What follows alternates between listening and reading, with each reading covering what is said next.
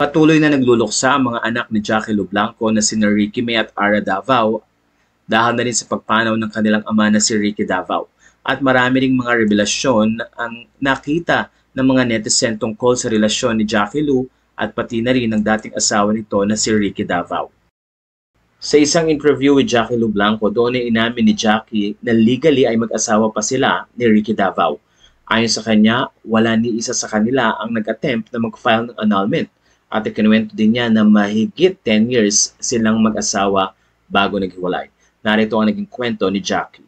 Our marriage lasted definitely more than 10 years. People still thought that we were still together because we're still in the same house. Dagdag pa ni Jackie, even if things turn out not what we may have wanted to, at the end of the day, we will always be parents to our children. That bond will always be there. I just want to think of the good things in the relationship and just be grateful. Plus, pag okay kayo, okay din ang mga bata, mas happy sila. Naikwento rin ni Jackie Lu Blanco na legally married pa sila ni Ricky Davao.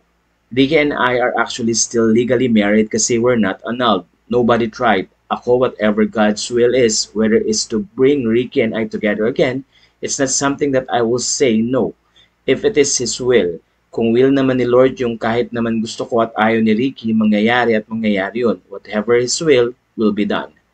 Matatandaan kamakailan ni pumanaw si Ricky Davao at naiwan nga niya ang kanyang pamilya, pero napakaganda ng relationship ni Jackie Lu Blanco, lalo na sa last girlfriend ni Ricky Davao na nag-alaga dito. Kaya naman natutuwa ang mga fans sa pagiging mabuting tao ni Jackie na ayon nga sa kanila ay nagre-reflect sa itsura at pananalita ng nasabing aktres.